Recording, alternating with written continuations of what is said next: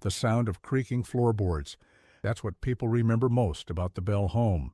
Not the screams, not the rumors, just the persistent hollow creaking that seemed to follow you through every room, like something unseen was always a step behind. Before we begin this account of what truly happened in Adams, Tennessee, between 1817 and 1821, I must warn you, this is not a ghost story. What occurred within those timber walls was far more terrifying than any specter or witch. It was human, entirely, horrifyingly human. Before we continue, tell me in the comments where you're watching from. I wonder how many of you have homes with histories you've never fully uncovered. The Bell property sat nestled against the rolling hills of Robertson County, Tennessee, where mist gathered in the valleys each morning, shrouding the landscape in a veil that could hide all manner of sins. The main house stood 2 stories tall, its clapboard exterior weathered to a pale gray that seemed to absorb the light rather than reflect it. John Bell Sr. had built it with his own hands when he moved his family from North Carolina in 1804, seeking prosperity in the fertile Cumberland River Valley. From a distance, it looked like any other prosperous farmer's home of the era, spacious enough for his wife Lucy and their children, with a separate kitchen house, barn, and quarters for the enslaved persons who worked their land. The approach to the Bell home followed a winding dirt path that curved through a stand of ancient oak trees. Visitors often remarked how the trees seemed to close in behind them as they approached, as though sealing off the outside world. The front porch stretched across the entire width of the house, its wooden boards worn smooth from years of use. 6 white columns supported the porch roof, giving the home an air of southern respectability that belied what occurred within. 4 windows faced the front, their glass panes distorting the view with the imperfections of early 19th century manufacturing. The front door was solid oak, unusually thick, with iron hinges that never squeaked despite the dampness of Tennessee springs. Inside, the central hallway ran straight through the house from front to back, flanked by the formal parlor and John's study on the right, the dining room, and Lucy's sitting room on the left. The kitchen occupied a separate building connected by a covered walkway, a common design to reduce fire risk, but one that also ensured sounds from the main house wouldn't carry to the enslaved workers preparing meals. The staircase ascending to the second floor dominated the rear of the hallway, its banister carved with a pattern of intertwined vines that John had crafted himself. The second floor contained the family's bedrooms, the master bedroom at the front of the house overlooking the approach road, the boys' room facing the eastern fields, and Betsy's room with its window oriented to the sunset. 2 smaller rooms housed the youngest children and occasionally guests. The attic space above, accessed by a narrow stairway hidden behind a door that resembled a closet, ran the length and width of the house, its ceiling following the slope of the roof, creating triangular spaces where the walls met the floor, spaces where a child might hide or where someone might conceal themselves to watch and wait. What visitors never saw, what wasn't apparent from either outside observation or casual tours of the interior, were the spaces between, the hollow areas within the walls, the false backs to closets, the crawl spaces that allowed movement between rooms without using hallways or doors. John had incorporated these features during construction, ostensibly as protection against potential raids in the early frontier days, though such threats had largely disappeared by the time the house was built. Only John knew the full extent of these hidden passages, though his oldest son Richard had begun to notice discrepancies between the exterior dimensions and the interior spaces. The Bell family seemed to embody Southern propriety and success. John Bell Sr., at 52, stood tall and straight-backed, despite the years of agricultural labor. His hair had grayed at the temples, lending him a distinguished appearance that complemented his position as church deacon and respected businessman. His voice carried the soft drawl of his North Carolina origins, but it could harden to steel when displeased. His hands bore the calluses of physical work, yet his nails were always meticulously clean when he attended church or conducted business. Lucy Bell, 7 years younger than her husband, had once been considered a beauty in their former community. 23 years of marriage had diminished her vivacity, replacing it with a watchful quietness that neighbors attributed to piety. She wore her brown hair pulled severely back, her dresses modest and practical, her smile appearing and disappearing like sunshine on an overcast day. Her hands never seemed to rest, constantly occupied with needlework, cooking, or fidgeting with her wedding band, a narrow gold ring worn thin over the years. Their children ranged from Richard, 21, and already displaying his father's head for business, down to Joel, just 9 years old, and still enjoying the limited freedoms of childhood. Jesse, 19, worked alongside his father, managing the farm operations. Drury, 17, was the quietest of the boys, more interested in books than agriculture. John Jr., 15, had recently begun accompanying his father on business trips, learning the aspects of commerce that extended beyond farming. The youngest daughter, Esther, was 12 and largely occupied with helping her mother. Then there was Elizabeth, Betsy, 16 years old and possessing a beauty that drew attention throughout Robertson County. With her mother's delicate features and a crown of chestnut hair that caught copper highlights in the sun, she had already received multiple offers of courtship despite her youth. Her eyes, a clear hazel that shifted between green and gold depending on the light, seemed to take in everything around her. Once quick to laugh and speak her mind, she had grown increasingly withdrawn over the past year, her voice rarely rising above a whisper, her gaze now more often directed at the floor than meeting others' eyes. The Bells kept several enslaved persons who worked the farm and maintained the household. Amongst them were old Charlotte, who had been with Lucy since her childhood and now served as the family cook, Samuel, who managed the field work, his wife Lily, who assisted Lucy with household management, their teenage son, Marcus, who tended the livestock, and 3 younger children who performed various chores. These individuals lived in 2 small cabins positioned behind the barn, far enough from the main house to emphasize their separation from the family, but close enough to ensure their constant availability for service. Adams, Tennessee itself was little more than a collection of farms and a crossroads with a small church, general store, and blacksmith shop. The nearest proper town was Clarksville, some 20 miles distant, a journey of several hours by horse or wagon. This isolation meant that families like the Bells existed in small, self-contained worlds where privacy was both valued and enforced. Neighbors might visit on Sundays after church, but daily life occurred behind closed doors, beyond the view of outsiders. It was this isolation that allowed the horror to develop undetected. The first signs were so subtle that even those experiencing them questioned their own perceptions. In the autumn of 1817, as the trees surrounding the Bell property flared into brilliant reds and golds before surrendering their leaves to the approaching winter, the atmosphere within the house began to change. The natural silence that had always pervaded the home, a silence mandated by John's dislike of unnecessary noise, deepened into something oppressive. Conversations died abruptly when John entered a room. Lucy's hands trembled more visibly when passing dishes at the dinner table. The children developed a heightened awareness of their father's location within the house, their eyes tracking his movements, their bodies tensing when his footsteps approached. Betsy was the first to notice the sounds that couldn't be explained by the house's natural settling. Returning from gathering eggs one crisp October morning, she entered the kitchen to find old Charlotte kneading bread dough with unusual force, her normally impassive face tight with concentration.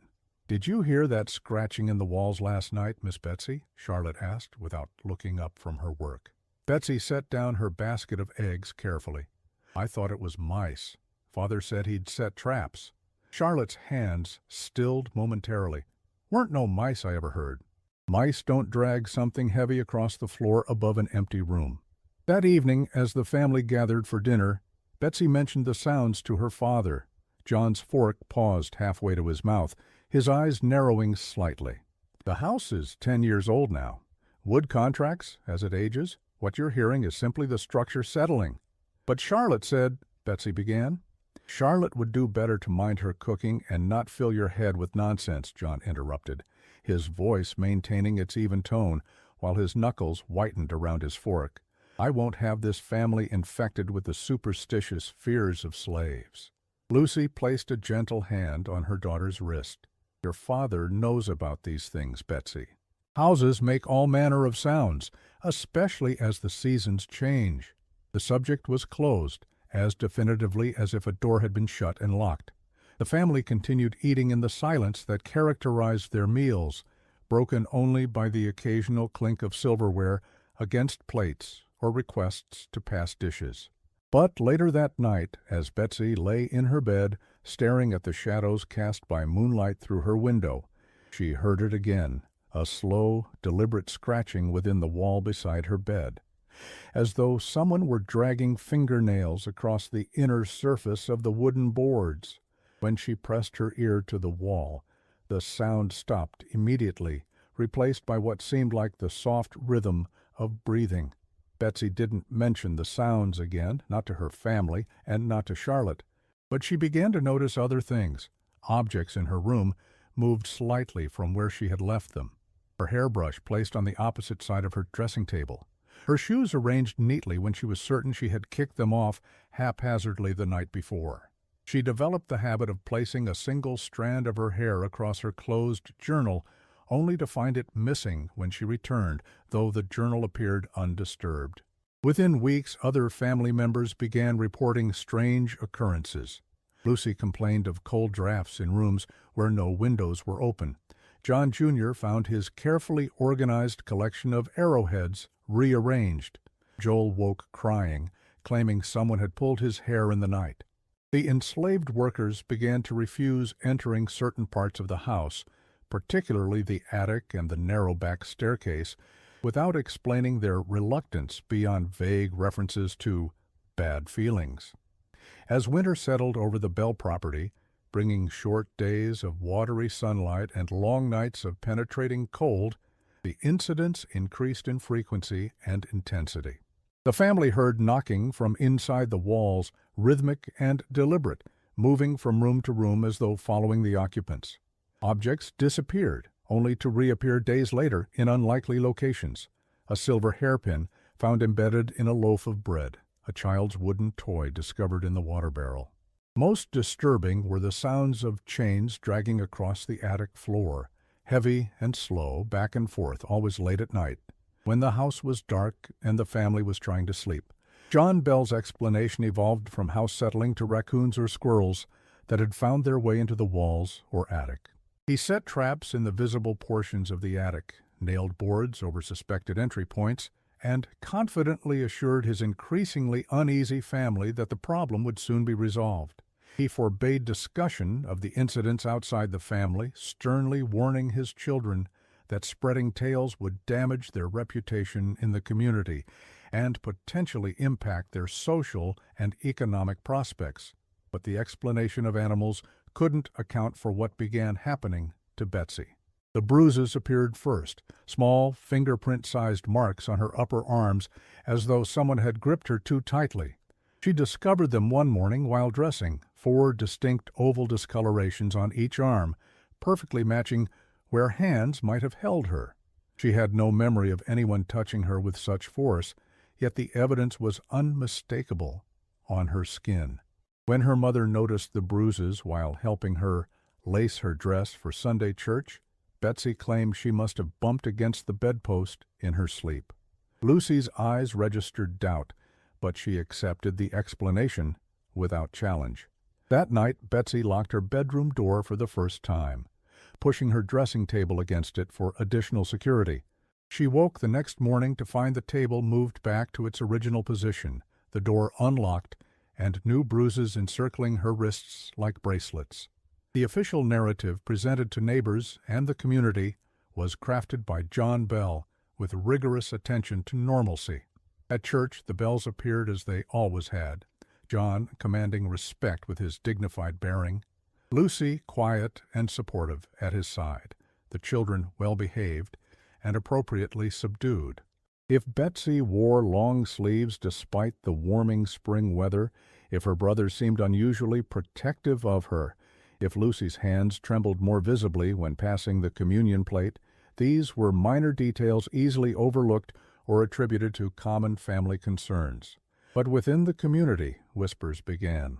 Kate Batts, a middle-aged widow who owned the property adjoining the Bells' land, had been engaged in a prolonged dispute with John over the boundaries between their properties and certain financial arrangements they had entered into following the death of her husband. A shrewd businesswoman by necessity, after being widowed, Kate had discovered discrepancies in the accounting John had managed for her, discrepancies that always seemed to favor his interests over hers. Her attempts to address these issues directly had been dismissed by John as feminine confusion over complex financial matters. Now, observing the changing dynamics of the Bell family during Sunday gatherings and occasional community events, Kate began to ask careful questions of her enslaved workers who sometimes interacted with those owned by the Bells. What she pieced together from their reluctant responses, references to unexplained noises, the increasing isolation of the family, Betsy's deteriorating condition, led her to voice concerns to other community members, particularly the wives of prominent families who might have influence. "Something isn't right in that house," she was overheard saying after church one Sunday, her voice pitched just loud enough to carry to nearby parishioners. "Lucy Bell hasn't looked me in the eye in months, and that girl of theirs is wasting away before our eyes. If John Bell is the Christian he claims to be, he would welcome the doctor's more regular attention to his family." Such comments, combined with the Bell family's increasing reclusiveness, fertilized the soil where more elaborate rumors later took root. By summer of 1818, when Betsy's condition had visibly deteriorated, her once lustrous hair dulling and thinning, dark circles like bruises permanently installed beneath her eyes, her voice developing a stammer that appeared whenever her father entered a room, the first murmurings of supernatural explanations began circulating through Adams. The term Bell's Witch emerged initially as Kate Batts's derisive nickname among John Bell's supporters, who attributed her pointed questions and criticism to bitterness over business dealings. But as the strange occurrences at the Bell home intensified and became impossible to completely conceal, the phrase transformed. It came to represent whatever malevolent force had descended upon the Bell family, a force that some attributed to Kate's supposed dabbling in folk magic, a common accusation against women who lived independently, while others suggested it was divine punishment for hidden sins within the Bell household. The family doctor, a well-meaning but limited practitioner named Dr. George Hobson, visited the Bell home with increasing frequency. His diagnoses reflected the medical understanding of the era. Betsy suffered from feminine nervousness, exacerbated by her transition to womanhood. Lucy exhibited melancholy temperament common to women of her age. John's occasional facial paralysis and muscle spasms indicated a nervous disorder brought on by the stresses of managing his business affairs and family responsibilities. The prescribed treatments, tonics containing alcohol and various herbs, recommendations for rest and limited excitement, occasional bloodletting to balance the humors, provided no relief and sometimes worsened the symptoms. What Dr. Hobson never recorded in his official journal, but confided to his wife in the privacy of their bedroom, was his growing unease about the Bell home itself. "There is something in the very air of the place," he told her one night after returning from treating Betsy's latest mysterious ailments. "A heaviness that makes it difficult to breathe freely. And the way they watch each other, not with concern, but with fear. I've seen such expressions in households where the master is cruel to his slaves, but never between family members of their standing." The doctor's wife, Mary Hobson, suggested he might consult with the minister about his concerns, perhaps arranging a special prayer service for the family. Dr. Hobson considered this, but ultimately decided against it. John Bell contributes more to the church coffers than any 3 other families combined, he explained. The minister is unlikely to risk that relationship without evidence more concrete than my uneasy feelings. So the official narrative continued.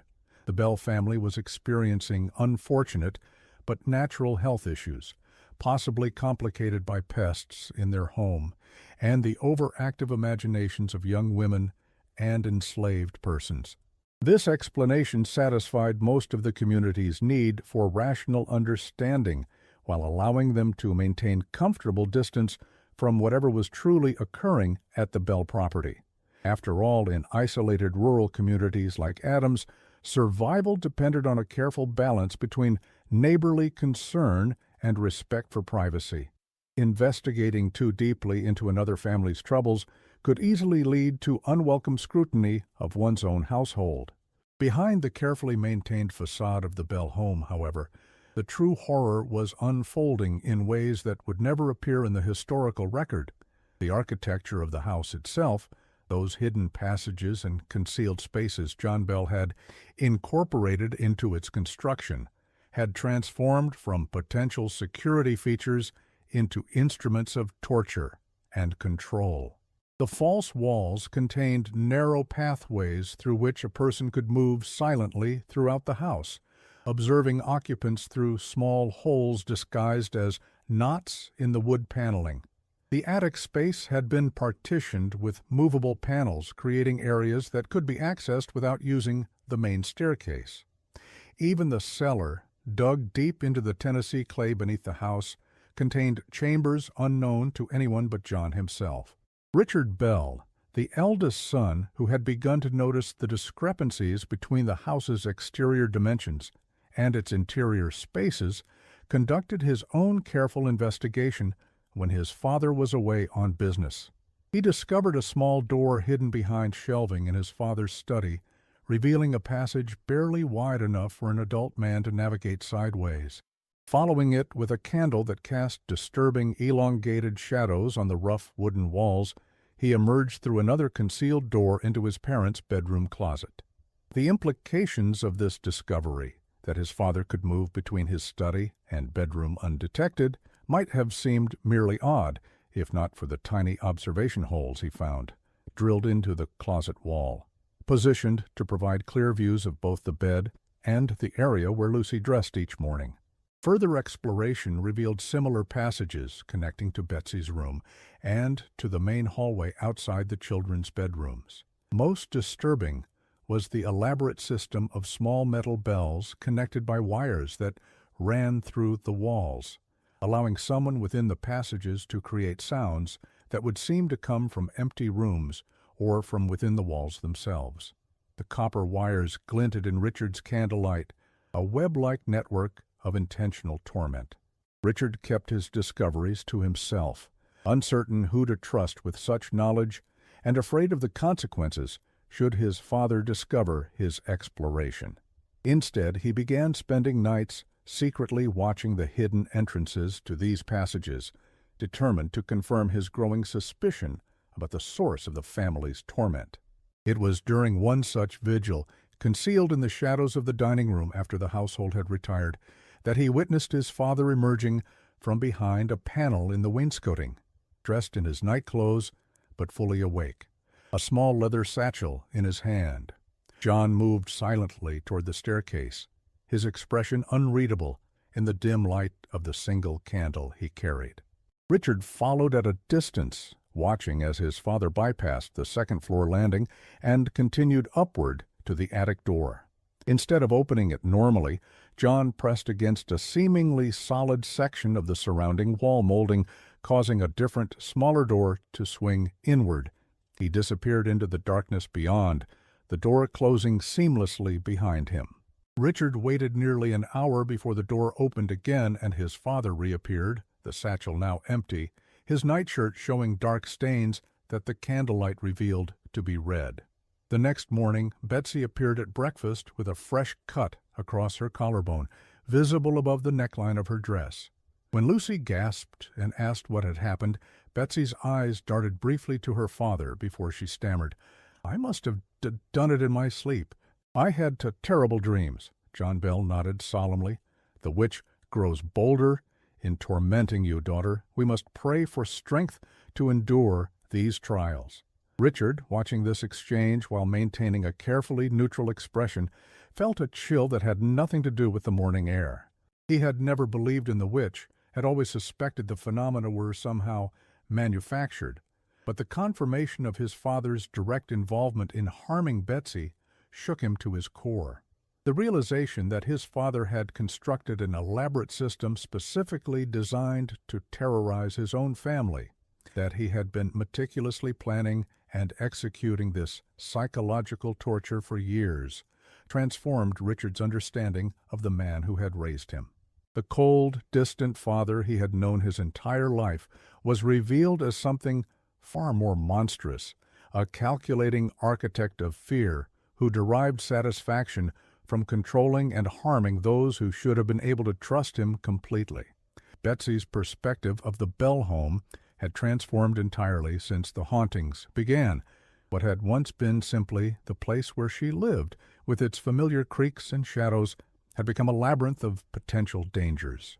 She developed strategies for survival, sleeping pressed against the wall so she could feel vibrations indicating movement within it, placing small objects on her dresser in patterns that would reveal if anyone had been in her room, learning which floorboards creaked and which didn't when trying to move silently.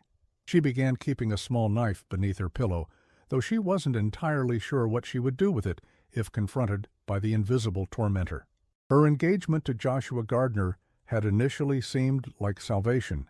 The son of a respected family whose farm lay several miles from the Bell property, Joshua had courted Betsy with proper deference to her parents while showing genuine affection for her. He noticed her declining health and the strange atmosphere of the Bell household, but attributed it to the witch that locals had begun discussing in hushed tones.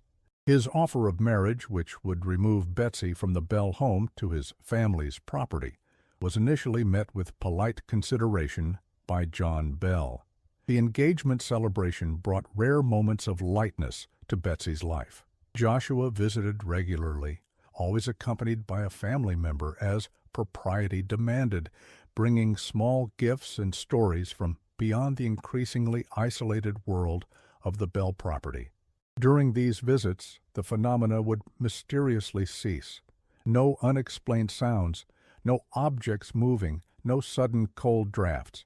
This pattern reinforced the community's developing narrative that the supernatural entity tormenting the family was linked specifically to Betsy, perhaps even motivated by jealousy over her engagement. What no one outside the family witnessed were John Bell's private conversations with Betsy following these visits. "You understand, daughter, that no respectable man will ultimately want a wife who brings such affliction with her," he would tell her, his voice gentle, as though expressing regret rather than delivering a threat. Young Gardner speaks of love now, but when the witch follows you to his home and begins tormenting his family as she does ours, his feelings will surely change.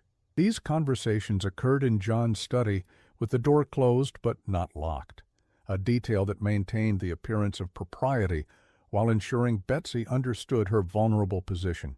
The study itself was arranged to reinforce John's authority, his desk positioned to catch the light from the window while leaving visitors in shadow, bookshelves filled with volumes whose spines showed little evidence of having been opened, the walls adorned with documentation of his business success and community standing. "I have only your best interests at heart," John would continue, watching Betsy's face carefully as her hopes for escape crumbled. A hasty marriage now could lead to disgrace later when Gardner inevitably seeks to dissolve the union due to some affliction. Better to postpone until we have addressed this supernatural persecution. The engagement was formally dissolved in spring of 1819, with the official explanation citing Betsy's poor health and the ongoing supernatural disturbances. Joshua Gardner initially protested, declaring his willingness to face whatever strange phenomena might follow Betsy. But his resolve weakened after experiencing a series of misfortunes, a valuable horse found dead under mysterious circumstances, a small fire damaging his family's barn, anonymous letters suggesting improprieties in his past dealings with young women. The Gardner family withdrew their support for the match, and Joshua himself eventually left Tennessee altogether, relocating to Mississippi Territory where, it was said, he married within the year. Betsy's last connection to the world outside her father's influence had been severed. Her condition deteriorated rapidly following the broken engagement. She lost weight until her collarbones protruded sharply beneath her skin.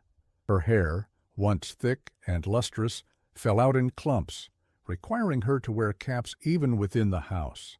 The stammer that had appeared intermittently became a constant feature of her speech, rendering her nearly unintelligible when under stress.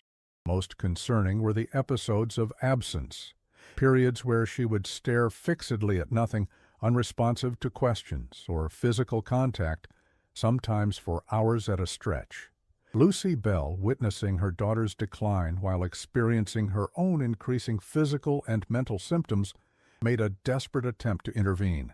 During one of John's business trips to Clarksville, she summoned Dr. Hobson without her husband's knowledge, begging him to examine Betsy thoroughly and to consider causes beyond the accepted narrative of female nervousness or supernatural affliction. Dr. Hobson, arriving with his medical bag and a genuine concern for the girl he had known since birth, was shocked by Betsy's transformation. In the privacy of her bedroom, with only Lucy present as propriety demanded, he documented symptoms that had been concealed from him during previous visits when John Bell had remained present throughout examinations. The pattern of bruising on Betsy's arms and torso suggested deliberate application of force rather than self-inflicted injuries or accidents. Circular burns on her back appeared to have been made with the end of a heated metal rod. Most disturbing were the shallow cuts across her shoulders and upper chest, precise, evenly spaced wounds that were healing at different rates, indicating they had been inflicted over time rather than in a single incident.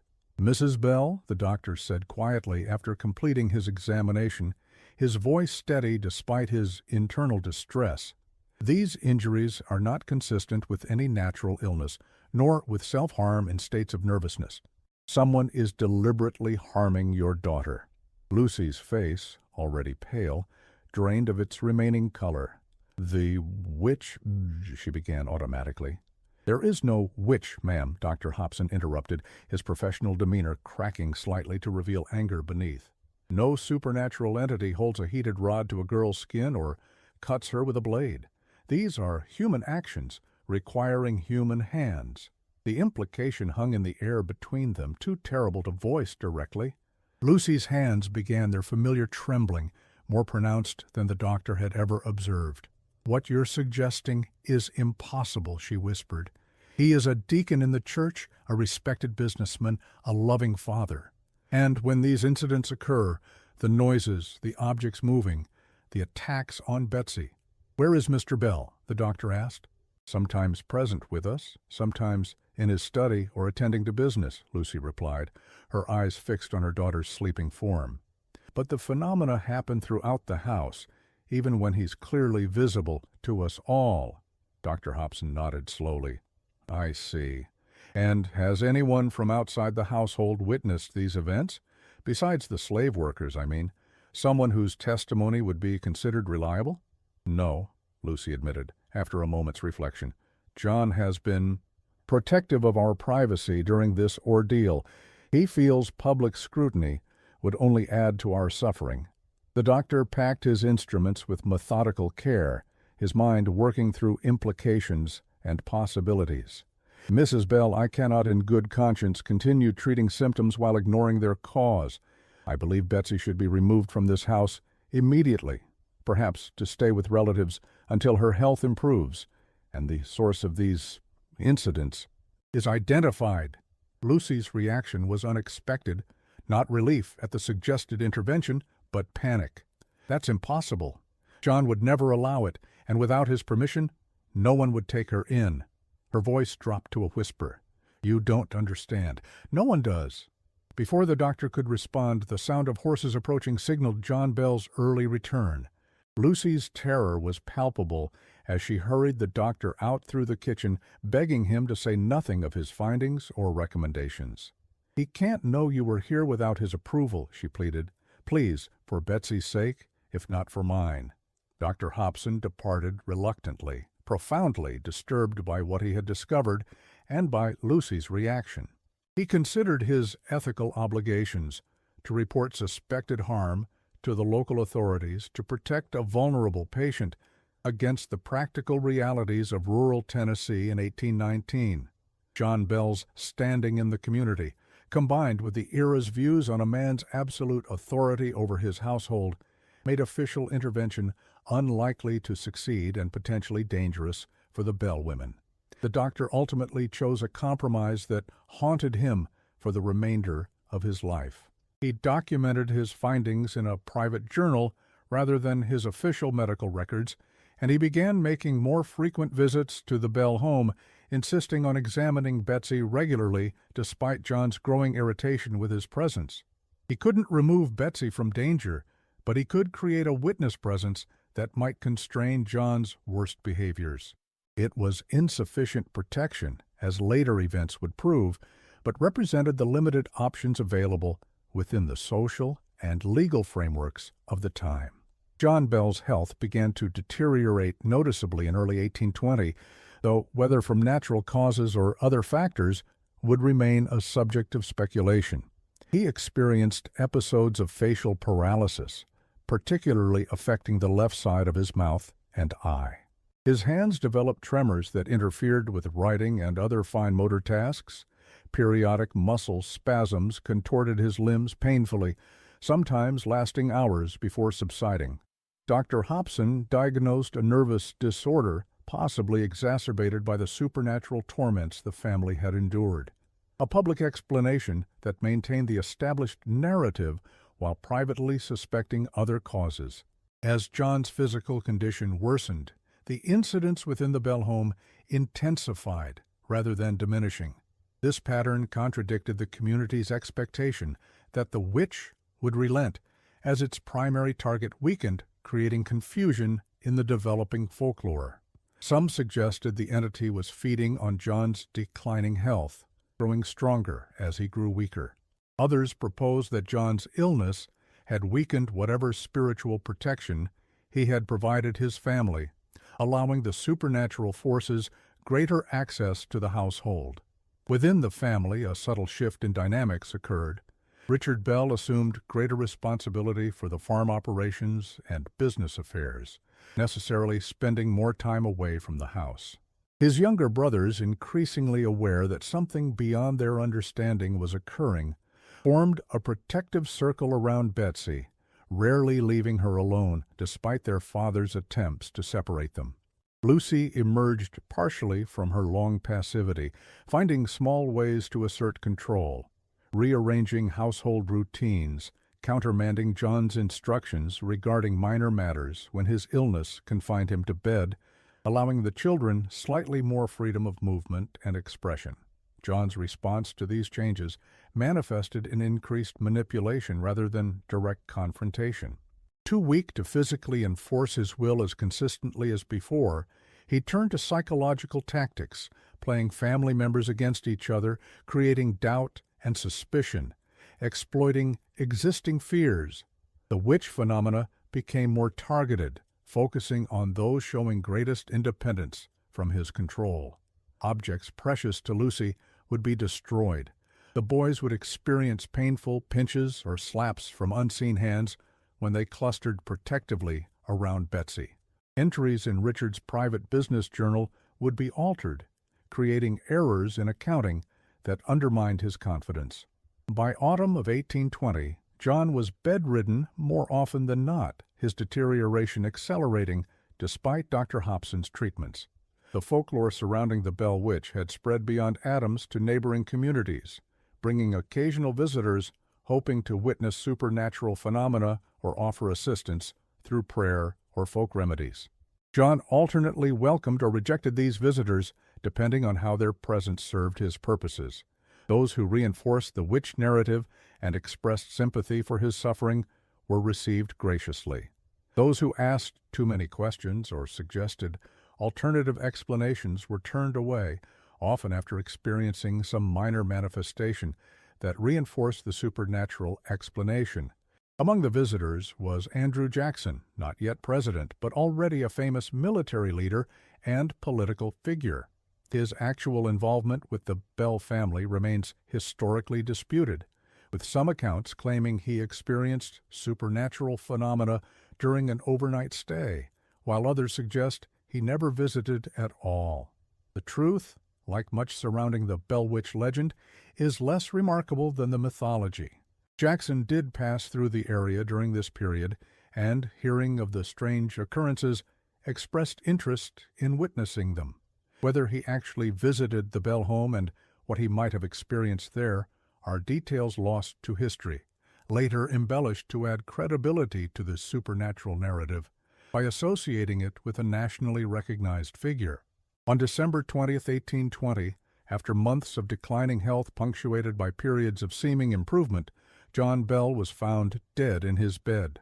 The official cause was his mysterious illness, described in Dr. Hobson's public records as nervous collapse affecting the vital functions. Beside the bed was a small vial containing an unidentified liquid, which quickly became central to the evolving legend. Family members reported that the Bell Witch spoke directly after John's death, claiming responsibility with the declaration, "I poisoned the old sinner and dragged him down to hell." This dramatic pronouncement, combined with the discovery of the mysterious vial, cemented the supernatural explanation in local folklore. The community found it easier to accept that an otherworldly entity had finally claimed its victim than to consider more mundane and disturbing possibilities. The vial and its contents were hastily disposed of, either out of fear or to eliminate evidence, depending on one's interpretation.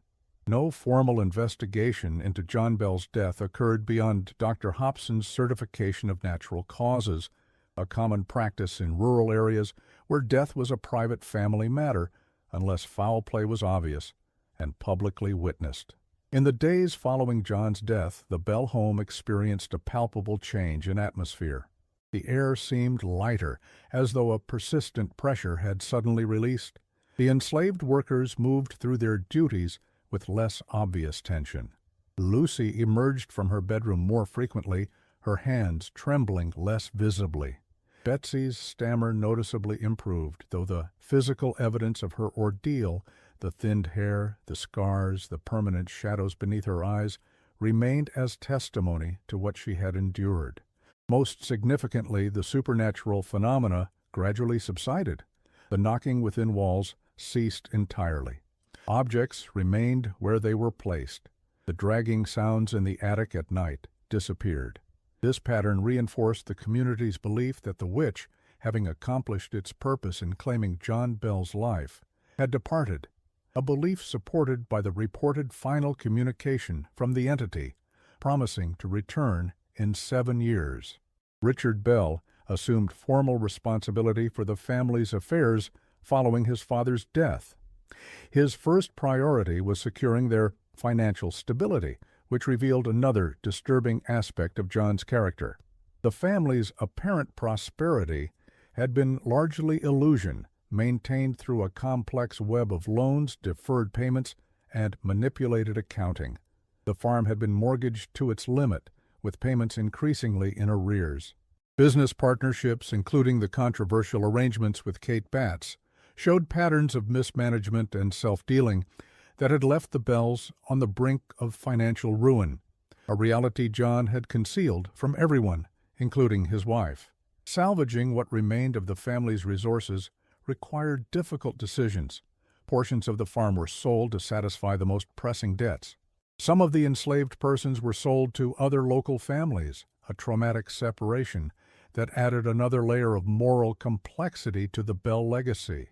The family's lifestyle was significantly reduced, though Richard managed to maintain ownership of the main house and enough surrounding land to provide basic subsistence. Throughout these practical challenges, Richard continued his private investigation of the house and its secrets. With John gone and no reason to maintain the pretense of supernatural causes, he methodically explored the hidden architecture his father had created. The network of passages proved more extensive than he had initially discovered, with access points in every room of the house. The attic contained a concealed chamber, accessible only through one such passage, where Richard found the physical evidence of his father's deception. The small bells and wires used to create knocking sounds, chains that could be dragged across floorboards, a collection of small objects taken from family members' rooms, and, most disturbingly, implements clearly designed to inflict the specific injuries Betsy had suffered. Most revealing was the journal hidden beneath a loose floorboard in this secret room. Written in John's precise handwriting, it documented years of calculated torment, which family member to target, which phenomena to manufacture, how to maximize fear while minimizing the risk of discovery. The entries revealed a mind that derived satisfaction from creating and maintaining absolute control over others, viewing his family not as people to be loved, but as possessions to be manipulated.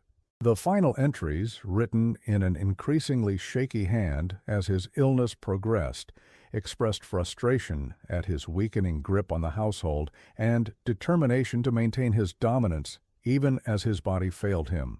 Richard faced an impossible choice after these discoveries. Revealing the full truth would destroy what remained of the family's standing in the community and subject his mother and siblings, particularly Betsy, to humiliating scrutiny and potential disbelief. The prevailing attitudes of the era made it entirely possible that Betsy would be viewed as somehow complicit in her own torment or damaged beyond marriageability by her experiences. Lucy might face criticism for failing to recognize and prevent her husband's actions regardless of her own victimization. The younger children would carry the stigma of their father's cruelty throughout their lives in a small community with long memories. Weighed against these considerations was the moral imperative for truth and the risk that concealing John's actions might deny his victims the full understanding of their experiences necessary for healing. Richard ultimately chose a compromise. He shared the complete truth with his mother and older siblings while maintaining the supernatural explanation for the wider community. He systematically dismantled the hidden passages and chambers, sealing them permanently to prevent their future use and to eliminate the physical evidence of John's methodology.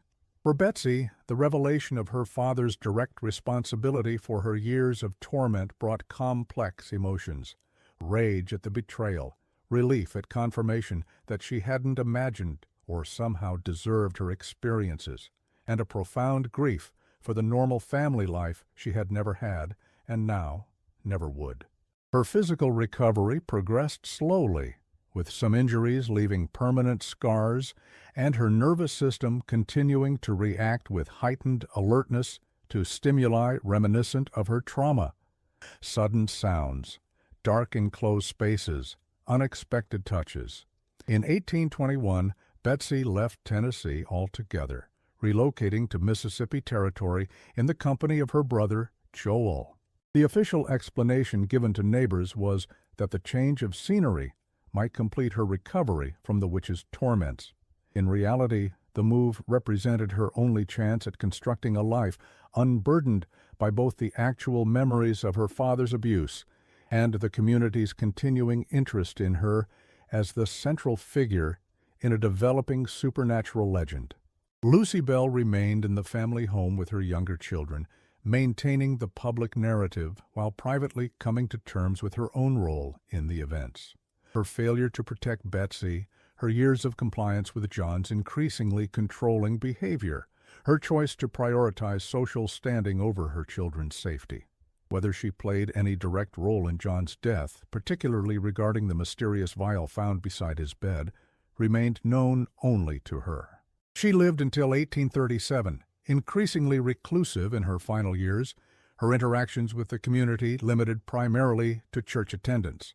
Richard Bell eventually sold the original house, unable to continue living in a space so fundamentally tainted by his father's cruelty.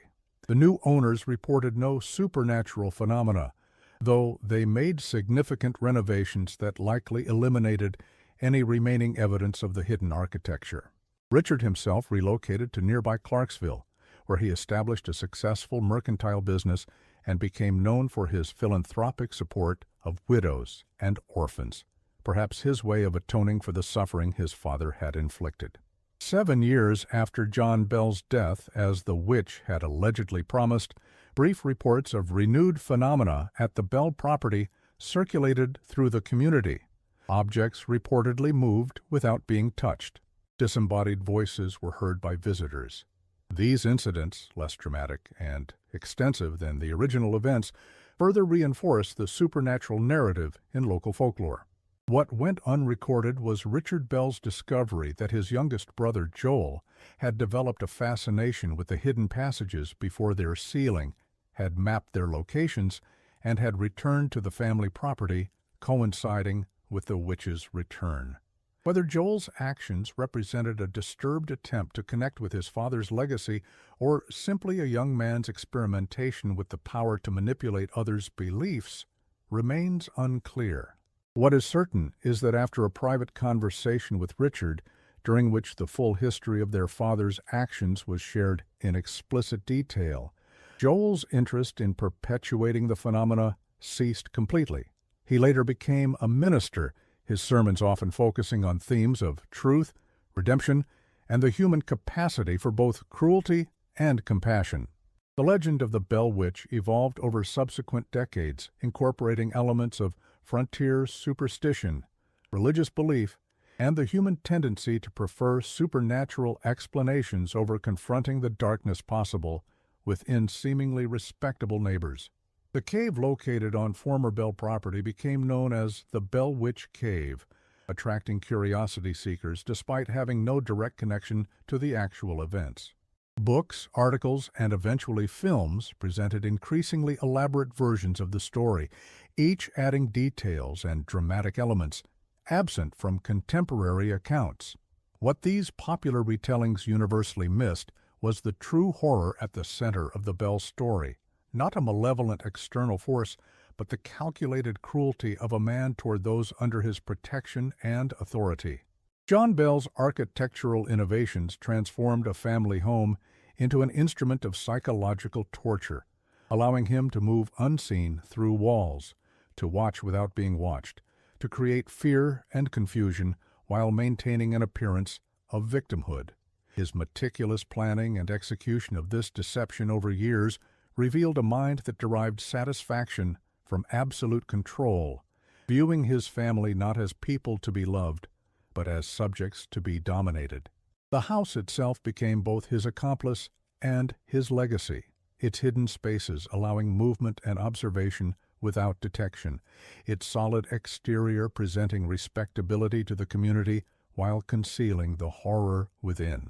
Long after its dismantling and eventual destruction, the Bell home represented a fundamental truth often overlooked in ghost stories and supernatural legends, that the most terrifying monsters are not otherworldly entities, but humans who turn spaces meant for shelter and safety into mechanisms of torment and control. Today, tourists visit the Bell Witch Cave and take photographs at the site where the house once stood, seeking connection to a supernatural legend while missing the more disturbing human story beneath it. They purchase souvenirs commemorating events that never happened, a witch that never existed, while the actual history of calculated domestic terror remains largely unexamined. The enduring popularity of the supernatural version of events speaks to our collective preference for external horrors over confronting the potential for monstrous behavior within seemingly normal homes and families. In 1917, exactly 100 years after the first reported incident at the Bell property, a contractor renovating an old home in Adams discovered a sealed space between walls. Inside was a small metal box containing a journal, its pages filled with observations of the Bell family written by someone who had been watching them undetected. The contractor, disturbed by what he read, resealed the journal in the wall where he found it, unwilling to resurrect the human horror behind the familiar ghost story. He later reported hearing footsteps in his own home at night and the sound of someone breathing just behind him when he knew he was alone, not supernatural phenomena, but the manifestation of a newly awakened awareness that walls may not be as solid as they appear, that presumed privacy may be illusory, that where we are most vulnerable may be where danger most easily finds us. The true horror of the Bell home was never supernatural.